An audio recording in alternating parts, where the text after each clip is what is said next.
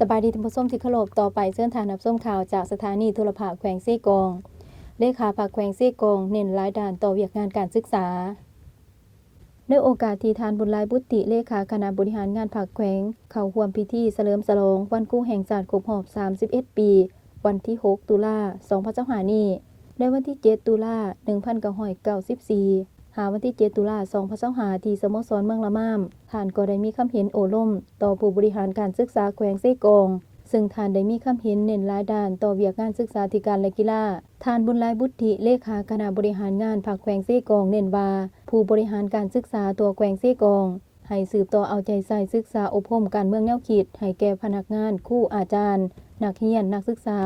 และบุคลากรทั้งภาครัฐและเอกชนเพื่อให้กำแนนและเสื่อมซึมแนวทางนโยบายบรรดามติคำสั่งกฎหมาย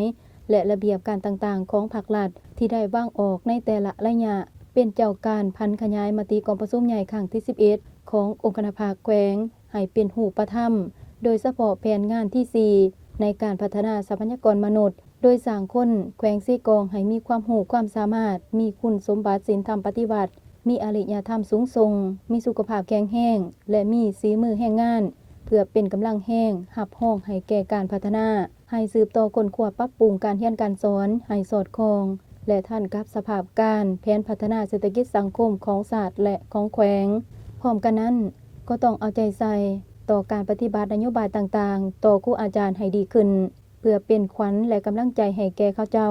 บรรดาครูอาจารย์ให้สืบต่อเป็นแบบอย่างที่ดีในด้านคุณสมบัติหากอาชีพครูปฏิบัติจรรยาบรรณของครูอย่างเข้มงวดมีความอดทนดุมันศึกษาค้นคว้าพัฒนาตนเองด้านวิชาการให้ได้รับตำแหน่งครูประชาชนครูประสบการณ์ครูชำนาญการครูเชี่ยวชาญและตำแหน่งวิชาการครูอื่นๆให้สูงขึ้นสามารถทันกับยุคสมัยนำใส่เทคโนโลยีใหม่ๆเข้าในการสอนเพื่อสร้างให้นักเรียนกลายเป็นพลเมืองดีของชาติก็คือแขวงพวกเฮาในอนาคตเลขาคณะบริหารงานภาคแขวงเซกองเน้นเติมว่า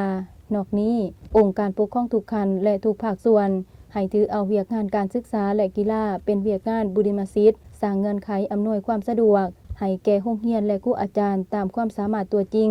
ของแต่ละท้องถิ่น